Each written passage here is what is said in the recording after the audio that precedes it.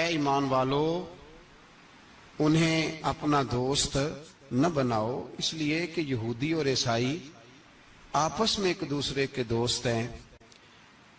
اتنا بھی کافی تھا، لیکن اللہ تبارک و تعالی نے معیار ہی بدل دیا اور اتنا بڑا حکم ارشاد فرمایا۔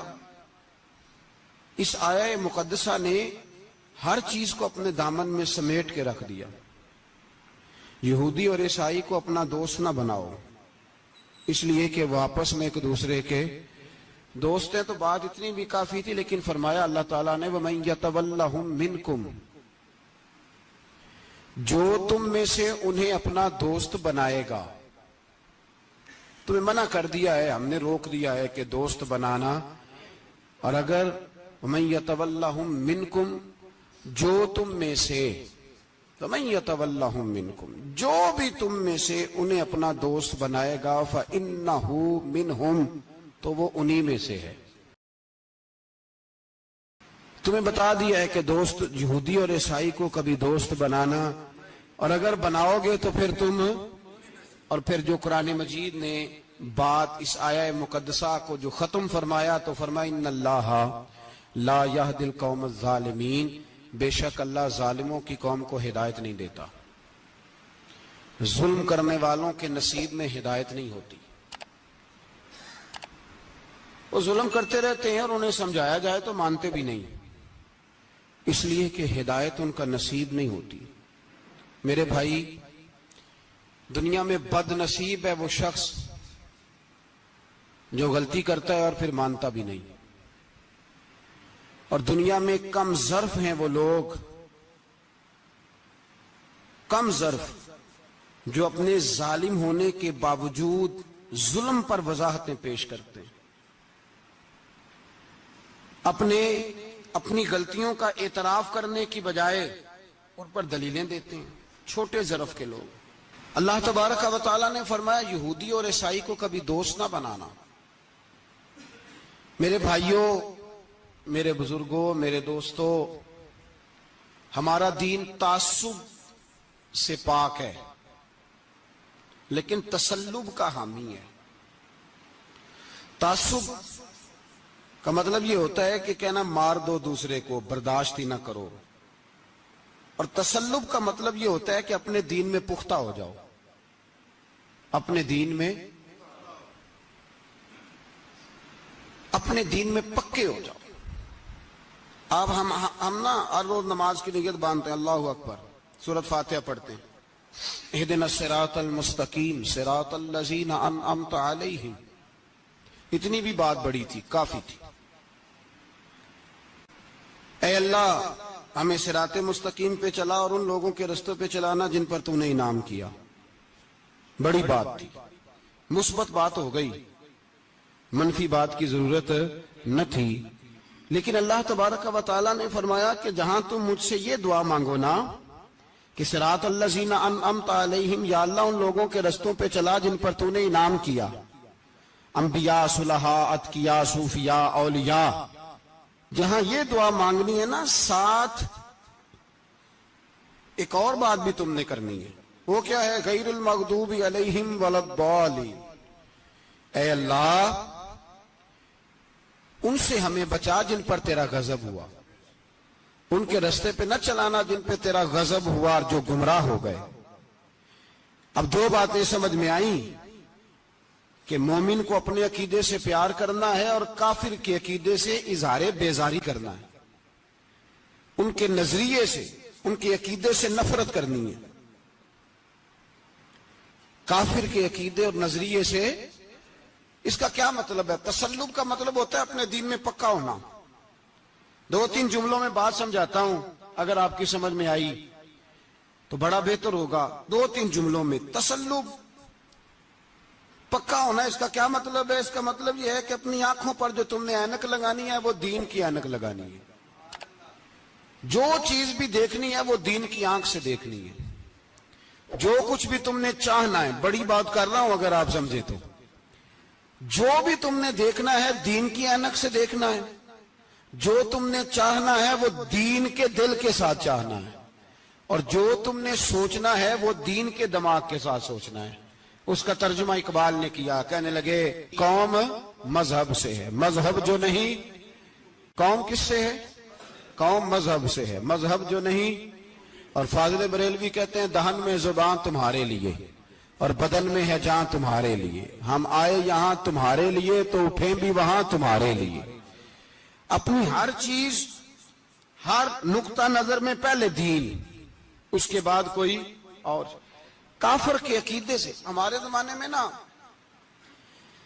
فلسفی, منطقی, ادیب, شاعر, ملنگ, تلنگ, یہ بڑی جماعتیں. کھچڑی ہے, کھچڑی. اب وہ کھچڑی ایک نیا درس دیتی ہے. وہ کھچڑی یہ کہتی ہے کہ یہ سارے اللہ کو پکارتے ہیں, سارے اسی کے نام ہیں. یہ سارے, ہمارے ایک سابق وزیر اعظم نے بھی کہا تھا, ایک نوجوان کی عادت دی ہے گھسی پٹی جماعت نے, وہ بھی یہی کہتے ہیں.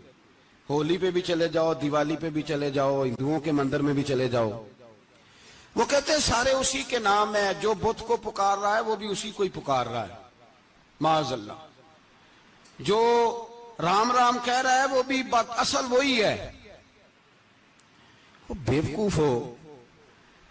اگر بت کو پکارنے والا بھی کسی نہ کسی رنگ میں اللہ کو ہی پکار رہا تھا, معاذ اللہ, تو پھر نبی پاک صلی اللہ علیہ وسلم کو کیا ضرورت تھی بتوں کا مقابلہ کرنے کی؟ تم نے تو سارا دین ہی مشکوک کر دیا. ہر شے مشکوک ہو گئی. جو بتوں کو پکار رہا ہے وہ بھی اسی کو پکار رہا ہے, جو رام کہہ رہا ہے وہ بھی اسی کو کہہ رہا ہے, جو پتھر پوج رہا ہے وہ بھی. کیا تماشا لگایا ہوا ہے. اللہ تبارک و تعالیٰ تو اتنا غیور ہے, وہ کہتا ہے ان اللہ لا یغفر یشرک بہ ویغفر ما دون ذلک لمن یشاء.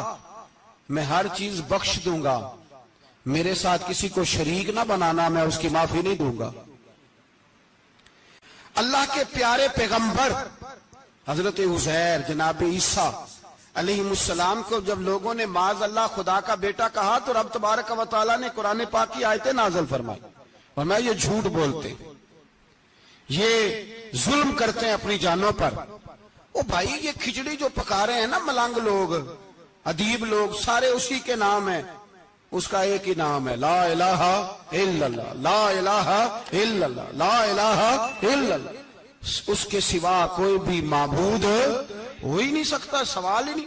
او خدا کے بندے, یہ فلسفہ. اور پھر ہم سیانے بڑے, ہمارے دلوں میں رحمت بڑی ہے, نرمی بڑی ہے. کافر کے حق میں, مشرک کے حق میں, سارے جی اسی کو پکارتے ہیں.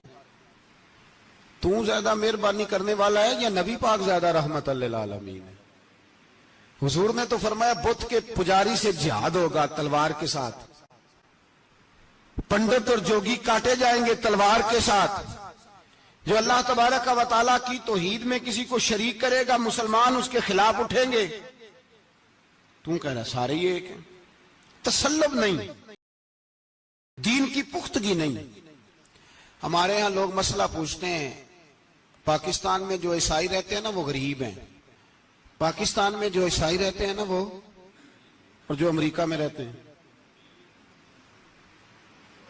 پاکستان کے اندر جو لوگ ہیں نا وہ مسئلہ پوچھتے ہیں, کہتے ہیں جی عیسائیوں کے ساتھ کھانا پینا جائز ہے. میں نے کہا امریکہ میں جب رہتے ہو تب کیوں نہیں پوچھتے؟ یہاں تم مسئلہ پوچھتے ہو, پوچھتے ہیں نا لوگ عیسائیوں کے ساتھ کھانا پینا جائز ہے کہ ناجائز, اور وہاں جب تمہیں ضرورت ہوتی ہے پاسپورٹ کی تو عیسائی بی بی سے نکاح کر لیتے ہو. اور پوچھو نا اپنے ملک کے سیاستدانوں سے, پوچھو ان سے کہ تمہارے بچے جو جا کے وہاں روٹیاں کھاتے ہیں تو کون سے ہوٹل ہیں جہاں بالکل جائز تمہارے لیے علیحدہ سے پکتا ہے؟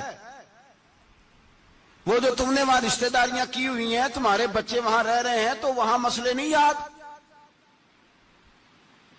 اگر ایک غریب نالی صاف کرنے والا عیسائی آئے تو اس کے بارے میں فتویٰ ہے کہ اس کے ساتھ روٹی نہیں کھانی, اور ٹرمپ آ جائے تو پھر کوئی مولوی مسئلہ نہیں پوچھتا کہ اس کے ساتھ کھانا جائز ہے کہ ناجائز ہے. ہمارا وہ جو کفر کے معاملے میں اظہار بیزاری تھا, نفرت کافر کے عقیدے سے, ہم کبھی نہیں کہتے کہ عیسائیوں کے مندروں کو آگ لگا دو. کبھی جلوس لے کے گئے ہیں کہ مندر گرانا ہے؟ بولے, ان کا گرجا کبھی گرایا ہے؟ ہندو کا مندر مرزئی کی عبادت گاہ اقلیت قرار دے دیا، ٹھیک ہے، جہاں عیسائی علیحدہ سے اپنا کام کر رہے ہیں تم بھی کرو، لیکن ہم ان کے عقیدے کے کبھی بھی حامی نہیں ہو سکتے۔ اگر کہیں کہ عیسائی بھی صحیح کہہ رہا ہے، حضرت مریم کو اللہ کی بیوی کہہ رہا ہے، جناب عیسیٰ کو اللہ کا بیٹا کہہ رہا ہے، اور تو کہے سارے اسی کے نام ہیں، تو یہ بات تیری درست، اس لیے کہ ہم تو روز کہتے ہیں قل هو اللہ احد اللہ الصمد لم یلد ولم یولد، نہ کسی کا باپ ہے نہ کسی کا بیٹا ہے، ولم یکن لہ کفوا احد، اس کا تو کوئی ہمسر ہی نہیں، اس جیسا دوسرا کوئی ہے ہی نہیں۔ تو بھائی جس عقیدے کا تو اعلان کر رہا ہے، جو آدمی تیرے عقیدے کے خلاف چل رہا ہے، اس کو تو نے صحیح کیسے کہہ دیا؟ یہ کیسے ہو؟ تو میرے بھائی اسلام یہ کہتا ہے کہ اساس، بنیاد، نظریہ، تو اپنے نظریے پہ ناز کرے گا، دوسرے کے نظریے سے اظہار بیزاری کرے گا۔ اور بھائی جاگو اور بس کر دو، جاگ جاؤ۔ اساس، بنیاد، نظریہ اصل ہے، اور اصل پر سمجھوتا ہو سکتا ہو ہی نہیں سکتا۔ بخاری شریف میں ایک حدیث ہے، بات مضبوط کرنے کے لیے عرض کرتا ہوں۔ حضرت یحییٰ ایک تابعی بزرگ ہیں، وہ کہتے ہیں حضرت عبداللہ ابن عمر رضی اللہ تعالیٰ عنہ میرے پاس آئے تو میں نے ان سے کہا حضور ہمارے محلے میں ایک جماعت رہتی ہے مسلمانوں کی، وہ نمازیں بھی پڑھتے ہیں، روزے بھی رکھتے ہیں، زکوٰۃ بھی دیتے ہیں، حج بھی کرتے ہیں، بس تقدیر کو نہیں مانتے، صرف ایک چیز کے انکاری ہیں، تقدیر کے۔ تو کیا حکم ہے؟ تو آپ فرمانے لگے ان سے کہہ دو کہ ہمارا تمہارا کوئی تعلق نہیں، ان سے کہہ دو ہمارا تمہارا کوئی رشتہ نہیں، ہمارا تمہارا کوئی کسی قسم کا رابطہ۔ اور فرمایا ان کو بتا دینا کہ رسول پاک کے صحابی نے فتویٰ دیا ہے جتنی مرضی نمازیں پڑھو، جتنے مرضی روزے رکھو، اور احد پہاڑ کے برابر اگر تمہارا دل کرے تو صدقے کرو، پر تمہارا کوئی عمل اللہ کی بارگاہ میں قبول نہیں جب تک تمہارا عقیدہ صحیح نہیں، جب تک تمہارا نظریہ ٹھیک نہیں، اتنی دیر تک کوئی عمل اللہ کی بارگاہ میں تمہارا قابل قبول نہیں۔ اساس پر، بنیاد پر کوئی سمجھوتا ہو سکتا، بنیادوں پر سمجھوتے نہیں ہوتے بھائی۔ اور ایک ہوتا ہے گناہگار، ایک ہوتا ہے غدار۔ گناہگار اور غدار میں بڑا فرق ہوتا ہے۔ ایک آدمی شراب پیتا ہے، کسی نے اس کو منع کیا تو اس نے کہا یار میری غلطی ہے، آئندہ نہیں پیوں گا، وہ گناہگار ہے۔ ایک نے کہا نہیں پینی چاہیے، وہ کافر ہے۔ ایک نماز نہیں پڑھتا، اس کو کہا پڑھ، بہانے لگاتا ہے، کپڑے نہیں صحیح، رمضان سے شروع کروں گا، کوشش ہے بس، وہ گناہگار ہے۔ ایک کہتا ہے نماز پڑھنی نہیں چاہیے، وہ کافر ہے۔ ایک کے جیب میں پیسے تھے، حج کرنے نہیں گیا، بہت بڑا گناہ کیا۔ ایک کہتا ہے حج کرنا ہی نہیں چاہیے، وہ کافر ہو گیا۔ او بھائی گناہگار اور ہوتا ہے، غدار، دونوں میں فرق ہے۔ اب تو غداریاں ہو رہی ہیں، سرے عام حملے ہو رہے ہیں، حکومتوں پر پریشر ہے۔ یورپ ایک منٹ سے پہلے مرزئی کو ویزا دیتا ہے، قادیانی کو ویزا دیتا ہے۔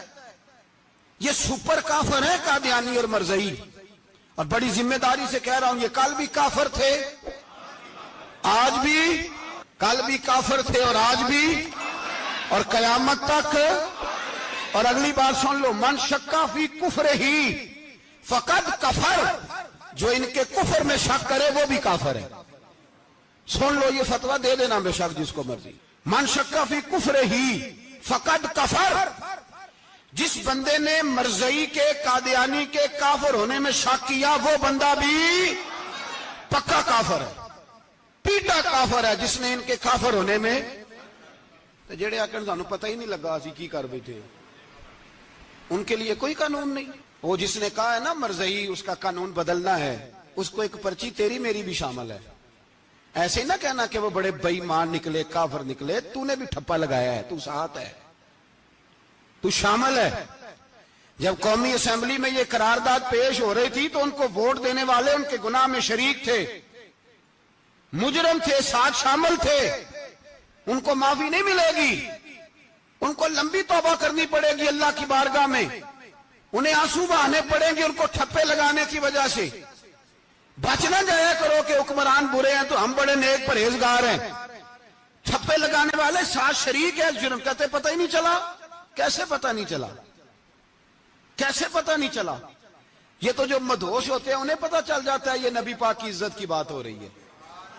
बंदा मदहोश हो ना, मदहोश, बेहोश हो मुसलमान, रसूलुल्लाह की बात हो तो उसकी भी आंखें खुल जाया करती है।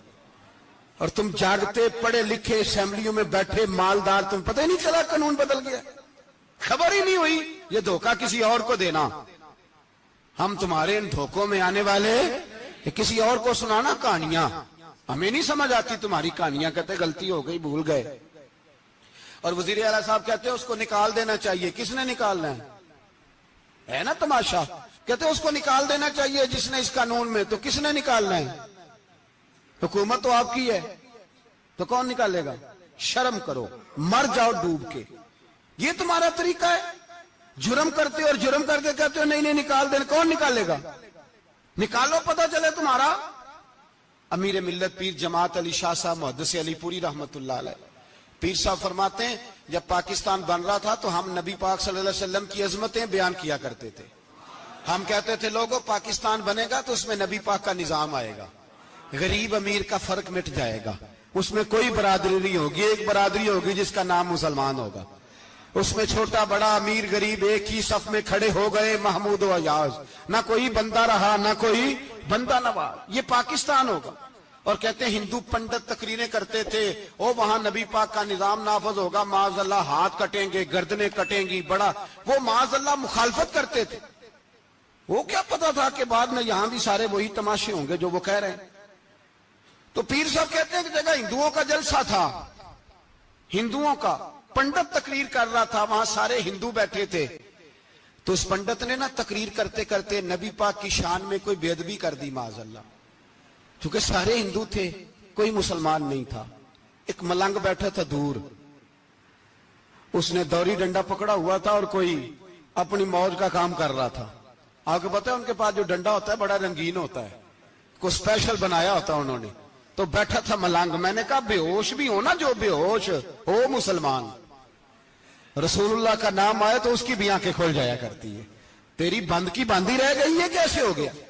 हाथ में डंडा था और वो अपने काम लगा हुआ था।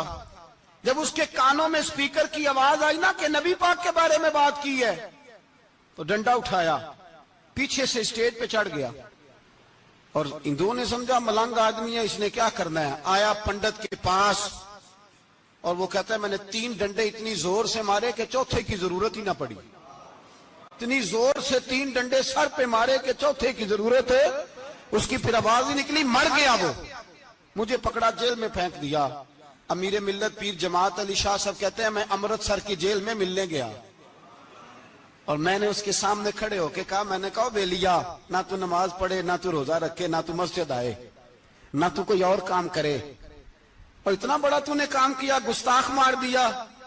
तो पीर साहब कहते हैं वो मलंग अपने पैरों पे उठ के खड़ा हो गया और उसकी आंखों में आंसू थे और मेरी तरफ देख के कहने लगा, पीर जी मैनू लम्मियां गल्लां ते नहीं आउंदियां, मैं अनपढ़ हां, चोखा ते ने मैनू पता, गुनाहगार हां, बड़ा गुनाहगार हां, बड़ा गुनाहगार हां, बड़ा गुनाहगार, बड़ा गुनाहगार हां, पर कसम अल्लाह दी इज्जत दी मैं गुनाहगार हां पर अपने नबी दा गद्दार नहीं।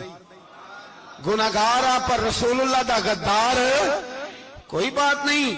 अगर कोताहियां करता हूं तो अब ये तो नहीं ना हो सकता कि ऊंची और सुच्ची सरकार की को मेरे सामने बेअदबी करके चला जाए। ये तेनू पता ही नहीं लगा, तू कहता खबर ही नहीं हुई, कब हो गया पता ही नहीं था। वजाहतें देता फिरता है और कुछ मौलवी मुल्ला जो धब्बा है दीन के नाम पे वो वजाहतें देते फिरते हैं, कहते हैं मुनाजरे कर लो, शर्म करो। दीन के नाम पर वोट मांग के असेंबलियों में जाते हो और वहां जाके इन बेईमानों की गोदों में बैठ जाते हो, तुम्हें हया नहीं आती। और नबी पाक की बात है तो फिर भी तुम्हारी गैरत जोश नहीं मारती, फिर भी दलीलें देते फिरते हो। मेरे रसूल पाक अलैहिस्सलातु वस्सलाम के गुलामों, याद रखो दीन में तसल्लुब पैदा करो, मजबूती। कल लोग मसले पूछा करते थे कि सहाबी का अहले बैत का बेअदब है तो उसके जनाजे पे जाएं कि ना जाएं। अब नहीं लोग पूछते, अब हमारे दिलों में फतवे ज्यादा आ गए हैं, मर्जी करते फिरते हैं। हमारा बच्चा किसी बद मजहब की मस्जिद में जाता है, हम कहते हैं नहीं नहीं वैसे ही जाता है, تجھ سے پوچھا جائے گا، اس دن پتا چلے گا. جس دن تم مرے گا تو تیرے لیے دعا بھی نہیں کرے گا، تیری قبر پہ بھی نہیں جائے گا، تجھے پتا چلے گا اس دن کہ ویسے ہی جاتا ہے کہ ایسے جاتا ہے. کوئی پابندی نہیں، کوئی تسلط بھی نہیں، عقیدے میں ایمان میں کوئی پختگی نہیں.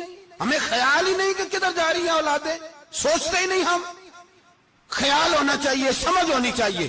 میرے رسول پاک علیہ الصلوۃ والسلام کے صحابہ میں تسلط تھا، تسلط. سگی اماں بھی اگر بے ایمان ہوتی تھی تو صحابہ قریب نہیں آنے دیتے تھے. حضرت اسماء بنت ابی بکر صدیق، ان کی ماں مشرکہ تھی.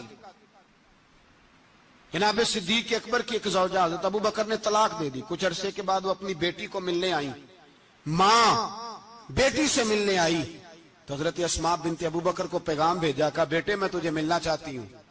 تو کہا اماں ذرا ٹھہر جا، پہلے میں اپنے نبی سے پوچھ لوں. پہلے اپنے ماں بعد میں ہے، نبی پہلے ہے.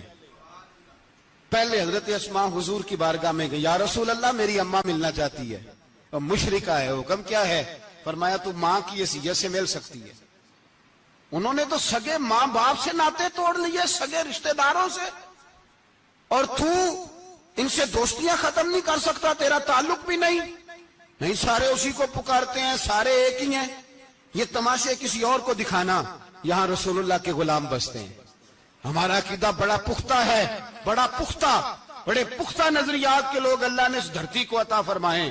اس زمین نے بڑے کامل مومن پیدا کیے. بھائی یاد رکھو، رسول پاک علیہ الصلوۃ والسلام کے غلاموں میں اپنے دین کے لیے تسلط تھا، پختگی تھی، کفر سے بیزار رہتے تھے. اگر سب کو ایک میں ایک ہی کرنا تھا تو پھر اتنی لمبی چوڑی جدوجہد. امیر حمزہ کا کلیجہ نکل گیا، کان کٹ گئے، سب کچھ ہو گیا، اور آج تم ان شہیدوں کی لاشوں پہ کھڑے ہو کے کہتے ہو کہ یہ تو ایسے ہی کٹ گئے. مذاق ہے یہ؟ کوئی مذاق ہے؟ اصل بات بتاؤں آپ کو کیا ہے؟ دین مفت میں ملا ہے، اور جو شے مفت مل جاتی ہے اس کی قدر نہیں ہوتی. قدر دین نبی دا ایک ہی جانن دنیا دار کمینے، دین نبی دا جانن والے سونگے وچ مدینے. تجھے کیا پتا، تجھے کیا خبر اس دین کی؟ کوئی خبر ہی نہیں. میرے رسول پاک کا پسینہ کتنا بہا ہے. کبھی تیرا پھیرا لگے تو احد کے پہاڑ سے جا کے پوچھنا نبی پاک کا خون کتنا بہا ہے. کبھی ٹائم ملے نا، ملک شام جا اور حضرت بلال کی قبر پہ کھڑے ہو کے پوچھ دین کتنا قیمتی ہے. اور پھر اس سے زیادہ بات پوچھنی ہو نا کبھی تو مدائن جا، حضرت سلمان فارسی کے مزار کے پاس ان سے پوچھ دین کی قیمت کتنی ہے. وہ تجھے بتائیں گے کہ کئی 100 سال لگ گئے نبی پاک کے قدموں میں پہنچنے تک. 100 سال، کئی 100 سال. اور اگر پھر بھی تجھے تسلی نہ ہو تو جنت البقیع میں جا اور سیدہ طیبہ طاہرہ حضرت فاطمہ الزہرا سے پوچھ. ان سے پوچھ بی بی اس دین کی قدر کیا ہے. وہ تجھے بتائیں گی کہ جب دین کے چہرے پہ سرخ رنگ بھرنا تھا تو میں نے حسین کا خون دے کے بھرا. وہ تجھے بتائیں گی کہ اس دین کو جب پینٹ کرنا تھا تو میں نے جناب علی اصغر کے بازوؤں کے ساتھ مصوری کی ہے. اس کو آسان سمجھ رکھا ہے لوگوں نے، آسان سمجھ رکھا ہے. کہا تم کٹ گئے. اور آج اٹھنے والا صوفی اور درویش کہتا ہے سارے ایک ہی ہیں، سارے اسی کو مانتے ہیں. جس سیاستدان کا دل کرتا ہے وہ جا کے مندروں میں پوجا کر آتا ہے، جس کا دل کرتا ہے وہ جا کے ہندوؤں کی ہولی اور دیوالی میں شریک ہو جاتا ہے. سب ایک ہی ہیں. اگر ایک ہی تھے تو حسین کا علی اصغر کیوں شہید ہوا؟ اگر سب ایک ہی تھے تو جناب علی اکبر کیوں شہید ہوئے؟ سارے ایک ہی تھے تو پھر ٹھیک ہے، مست رہنا چاہیے تھا. یہ مذاق ہے اتنی قربانیاں؟ شرم ہی نہیں آتی بات کرتے ہوئے؟ جاگو اور اپنے دین کو سمجھو. میرے رسول پاک علیہ الصلوۃ والسلام نے جو دین دیا اس میں تسلب ہے، تسلب، کفر سے بیزاری. کتنی بیزاری؟ حضرت ام حبیبہ رضی اللہ تعالیٰ عنہ ام المومنین ہے، یہ ہماری اماں ہیں. ام، ماؤں کے نام تو بچوں کو آنے چاہیے نا. یہ مومنوں کی ماں ہیں، ابو سفیان کی بیٹی ہیں. حضرت ابو سفیان رضی اللہ تعالیٰ عنہ کی بیٹی نبی پاک کی زوجہ ہیں. جناب امیر معاویہ رضی اللہ تعالیٰ عنہ کی سگی بہن حضور کی زوجہ تھی. بہت بڑے امیر باپ کی بیٹی تھی. مدینے جب آئیں تو نبی پاک کے گھر میں غربت دیکھی. آزمائش دیکھی، کئی کئی دنوں کے فقر اختیاری کے جلوے دیکھے۔ ابو سفیان ایک مذاکرات کے سلسلے میں مدینے آئے اور کہتے ہیں میں نے سوچا سیدھا اپنی بیٹی کے گھر جاتا ہوں، تو کہتے ہیں میں حضرت ام حبیبہ کے صحن میں داخل ہوا تو چارپائی پہ بستر بچھا ہوا تھا، اور ام حبیبہ ایک سائیڈ پہ بیٹھ کر تو سوئی دھاگے کے ساتھ کوئی کام کر رہی تھی۔ ابو سفیان کہتے ہیں میری بیٹی کی نظر پڑی تو حبیبہ جلدی سے اٹھی، اٹھ کے بستر جو چارپائی پہ بچھا ہوا تھا وہ بستر اٹھایا، لپیٹا، اندر لے گئی۔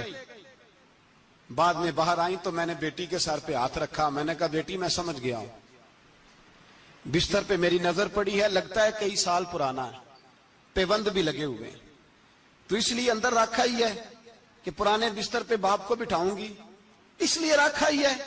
تو بیٹی امیر گھر سے آئے تو غریب گھر میں اس کی شکایتیں ختم نہیں ہوتی، پر دین کے ساتھ تسلط ام المومنین کا، پختگی اور کفر سے بیزاری، کہنے لگی ابا جی ابھی آپ کافر ہیں نا، آپ کی سوچ ابھی بدلی نہیں، میں اس لیے نہیں بستر اندر رکھ کے آئی کہ آپ کے قابل نہیں تھا، میں تو اس لیے رکھا ہوں کہ وہ میرے نبی کا پاک بستر ہے اور آپ ناپاک ہیں، وہ پاک بستر ہے۔ انما المشرکون نجس، مشرک ناپاک ہوتا ہے، باپ ہونا علیحدہ بات ہے، لیکن میرے دل میں باپ کی قدر بعد میں ہے میرے دل میں، اور رسول اللہ کے بستر کی قدر پہلے ہے، رسول اللہ کی نہیں، رسول اللہ کے بستر کی قدر ہے کہ باپ بیٹھ نہ جائے۔ اتنی نفرت مشرک سے، اتنا اظہار، وہ باپ بھی ہو تو اتنی نفرت، لوگوں نے پیچے ڈالے ہوئے ہیں پیار کے، محبت کی پینگیں چڑھا رہے ہیں، اور سارے یہ کہیں گے سب صحیح ہے،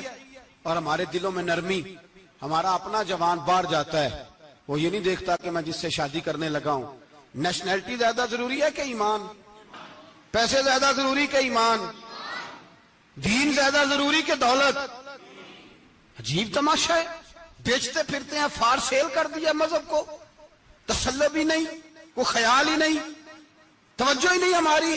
میرے رسول پاک علیہ السلام کے صحابہ جو چٹان تھے دین کے معاملے میں، اپنا پیارا بھی سامنے آتا تھا تو کافر سمجھ کے قتل کر دیتے، اس لیے کہ وہ سمجھتے تھے قوم مذہب سے ہے، مذہب جو نہیں تم بھی نہیں، اگر دین نہیں رہے گا تو کوئی شے باقی نہیں رہے، یاد رکھنا، اگر دین نہیں رہے گا۔ میرے حبیب پاک علیہ السلام کے غلاموں کا یہ حال تھا۔ احد کے اندر افواہ پھیل گئی کہ حضور شہید ہو گئے، حضرت انس بن مالک کے چچا تھے انس بن نضر رضی اللہ تعالیٰ عنہ، جب افواہ پھیلی نا حضور شہید ہو گئے تو جناب انس بن نضر اٹھے، تلوار پکڑی، صحابہ سے کہنے لگے یہاں کیوں بیٹھے ہو؟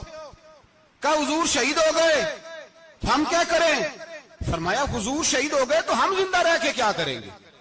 یہاں کیوں بیٹھے ہو؟ ہمارا جینا بھی مصطفیٰ کے لیے، مرنا بھی مصطفیٰ کے لیے، اگر حضور علیہ السلام وصال کر گئے تو اٹھو، ان بے ایمانوں سے لڑتے ہیں جنہوں نے مصطفیٰ کو شہید کیا ہے، اٹھو۔ حضرت انس بن نضر میدان میں نکلے، اس طرح لڑے کہ صحابہ کہتے ہیں نہ زخموں کی پرواہ، تیر برستے رہے پرواہ کوئی نہیں، تلواریں چلتی رہی پرواہ کوئی نہیں، ان کے وجود پر نیزوں کے زخم آتے رہے پرواہ کوئی نہیں۔ حضرت انس بن نضر اتنا لڑے کہ شہید ہو گئے، اور جب شہادت کے بعد ان کی لاش دیکھی تو 80 زخم نظر آئے، تلواروں کے، نیزوں کے 80 زخم۔ حضور کے لیے ان لوگوں نے جانیں دے دی، پرواہ ہی نہیں کی۔ یہاں اس مسئلے کو ہمارے ہاں لوگ سمجھتے ہی نہیں۔ ختم نبوت کا مسئلہ بڑا حساس مسئلہ ہے۔ ما کان محمد ابا احد من رجالکم ولکن رسول اللہ وخاتم النبیین۔ ہم ختم بھی پڑھے نا کسی کا تو اس میں بھی ختم نبوت والی آیت پڑھتے ہیں، اس لیے کہ یہ بنیادی مسئلہ ہے۔ ہم لوگوں کو بتاتے ہیں کہ جو مرنے والا گیا ہے نا دنیا سے، وہ نبی پاک کی ختم نبوت کا اعلان کرتا ہوا گیا ہے۔ ہم لوگوں کو یہ بات بتلاتے ہیں، میرے حبیب پاک علیہ السلام کی 150 کے قریب حدیثیں ہیں کہ میں آخری نبی ہوں، میرے بعد کوئی نبی نہیں ہے۔ 150 کے قریب حدیثوں میں حضور نے ارشاد فرمایا، جگہ جگہ محبوب پاک نے وضاحت فرمائی کہ میں آخری نبی ہوں، میرے بعد کوئی نبی ہو سکتا، وضاحت۔ اور ہمارے علماء نے لکھا ہے جو دعویٰ کرے کہ میں نبی ہوں، اور جس بندے نے اس سے یہ کہا کہ چل کوئی دلیل دکھا، وہ بھی کافر ہو گیا، وہ بھی کافر۔ کیوں تو نے یہ سوال کیا؟ یہ حساس نوعیت کا مسئلہ ہے۔ میرے رسول پاک علیہ السلام کے غلاموں نے ایک پیغام دیا ہے ہمیں، اس پیغام کو یاد رکھنا۔ حضرت سعد بن ربیع رضی اللہ تعالیٰ عنہ کو احد کے میدان میں اتنے زخم لگے کہ اٹھا نہیں جاتا تھا۔ نبی پاک صلی اللہ علیہ وسلم نے فرمایا جاؤ کو میرے سعد بن ربیع کا پتہ کرو وہ کہاں ہے۔ صحابہ آئے تو فرماتے ہیں جب ہم ان کے پاس پہنچے تو ان کی روح پرواز کر رہی تھی۔ آخری لفظ انہوں نے ادا کیے، کہنے لگے ادھر آؤ صحابہ ادھر آؤ، میری وصیت سن لو۔ ہم قریب گئے، ہم نے کہا شاید بچوں کے بارے میں، اولاد کے بارے میں، گھر کے بارے میں کوئی وصیت کریں گے۔ تو حضرت سعد بن ربیع نے وصیت فرمائی، کہنے لگے جا کے نبی پاک کے غلاموں کو میرا پیغام دے دینا، جا کے امت مسلمہ کو میرا پیغام دے دینا کہ مسلمانوں اگر تم میں سے ایک بھی زندہ ہوا اور نبی پاک کی ناموس پر کوئی حرف آیا تو پھر اللہ کی بارگاہ میں تمہارا کوئی عذر قبول نہیں کیا جائے گا۔ یہ میدان احد میں سر سے لے کر پاؤں تک زخم لگے ہوئے ایک صحابی کا پیغام ہے امت مسلمہ کے نام۔ حضرت سعد بن ربیع رضی اللہ تعالیٰ عنہ فرمانے لگے میں مرتے وقت مسلمانوں کو پیغام دے کے جا رہا ہوں کہ اگر حضور کی عزت پر، ناموس پر، نبی پاک صلی اللہ علیہ وسلم کی ذات پر ذرا سا بھی حرف آیا اور مسلمان زندہ ہوئے، اور پھر اگر وہ سمجھیں کہ ہمیں اللہ کی بارگاہ سے معافی مل جائے گی، تو یاد رکھنا رب ہر بات معاف کرے گا، اس بات میں تمہیں اللہ معافی، اس میں تمہیں یہ پیغام دیا سعد بن ربیع نے، اور امت کو سمجھایا کہ ہر بات میں کمپرومائز کر لینا، رسول اللہ کی ذات کے بارے میں کمپرومائز نہ کرنا۔ جب سے مرزائیوں کو ان سپر کافروں کو اقلیت قرار دیا گیا ہے، اس کے بعد کسی مرزائی کی عبادت گاہ جلائی ہے مسلمانوں نے؟ بولے کبھی کسی مرزائی کے ساتھ مسلمانوں نے کوئی ظلم کیا ہے بعد میں؟ ٹھیک ہے اپنی عبادت کر رہے ہیں جس طرح بھی کر رہے ہیں، باقی اقلیتیں بھی رہیں۔ کبھی دوبارہ علماء نے یہ تحریک چلائی ہے کہ انہیں پاکستان سے نکالو، یہ کیوں بستے ہیں یہاں؟ اقلیت ہے تو رہنے دو۔ جو بے ایمان ہے، کافر ہے، اسے گھسیٹ کے دین میں کیوں لاتے ہو جب وہ آنا نہیں چاہ رہا؟ انہوں نے اس کانے بے ایمان کو نبی مانا ہوا ہے، وہ اس کو پیغمبر مانتے ہیں، کبھی ذلی نبی مانتے ہیں، کبھی بروزی نبی مانتے ہیں، پوری دنیا میں نیٹ ورک بنایا ہوا ہے، ہر جگہ ڈنڈورا پیٹتے پھرتے ہیں۔ وہ کہتے ہیں خاتم النبیین کا معنی یہ ہے کہ نبی پاک تو مورے لگانے آئے ہیں، بڑے نبی آ سکتے ہیں۔ ان کا عقیدہ یہ ہے کہ مرزا مستقل نبی نہیں تھا، وہ حضور کا سایہ بن کے آیا تھا۔ وہ معاذ اللہ جس نبی کا اللہ پاک نے ظاہری حیات میں سایہ نہیں بنایا، یہ کانا سایہ بنے گا نبی پاک کا؟ اس بے ایمان کو وہ اپنا پیشوا مانتے ہیں۔ چلو چھوڑو، جو کافر کو اپنا پیشوا مانے وہ بندہ صحیح ہوتا ہے؟ چلو نبی نام بھی مانے، پیشوا مانے، وہ صحیح ہوتا ہے؟ اتنے پکے بے ایمانوں اور کافروں کو تم لوگوں نے گنجائش دینے کے لیے صرف مغربی یہ جو بنانا چاہتے ہیں نا، یہ اپنے اوپر سے لیبل اتارنا چاہتے ہیں کہ نہیں جی نہیں، ہم تو سب کو لے کے، وہ تو کئی دفعہ کہہ چکے ہیں جی سارے اسی کو پکارتے ہیں۔ نہ، سارے اسی کو نہیں پکارتے، اس کو اگر صحیح پکارتے ہیں تو مسلمان پکارتے ہیں، باقی اس کو صحیح پکارتے کہ جھوٹ بولتے ہیں، ملاوٹ کرتے ہیں، شرک کرتے ہیں، کفر کرتے ہیں، اور اللہ کی بارگاہ میں کفر و شرک کی کوئی معافی۔ یہ دنیا کو بتانا چاہتے ہیں نہیں جی نہیں، ہم بڑے نرم ہیں، ہم بڑے ایسے ہیں۔ ہم کوئی نرم نہیں، کوئی نرم نہیں، ہم نرم ہیں رحماء بینہم۔ لیکن اگر عقیدوں کو چھیڑو گے، رسول اللہ کی عزت اور ناموس اور ختم نبوت کو چھیڑو گے، تو اقبال کہتے ہیں ہم بڑے نرم ہیں، اتنے نرم ہیں جیسے ریشم ہوتا ہے، ہو ہلکا ہے یاراں تو بریشم کی طرح نرم، اور رزم حق و باطل ہو تو فولاد ہے مومن۔ پھر ہم نرم نہیں، پھر ہمارے اندر بڑی سختی ہے، بڑی سختی۔ حضرت ابوبکر صدیق سب سے زیادہ نرم تھے، پر ختم نبوت کا معاملہ آیا تو سب سے زیادہ سخت حضرت ابوبکر صدیق ثابت ہوئے، سب سے زیادہ۔ ہم بڑے سخت ہیں، بڑے سخت۔ چیک نہ کیا کرو مسلمانوں کے ایمان کو، ٹٹولا نہ کرو۔ میری آپ سے بھی اپیل ہے کہ ایسے ہی کو بندہ اگر آپ کے گھر آ جائے نا اور آ کے کہے میں فلاں صاحب ہوں، تو روب میں نہ آیا کرو، اس سے پہلے پوچھا کرو یوں تو سید بھی ہو، مرزا بھی ہو، افغان بھی ہو، تم سبھی کچھ ہو، بتاؤ کہ مسلمان بھی ہو۔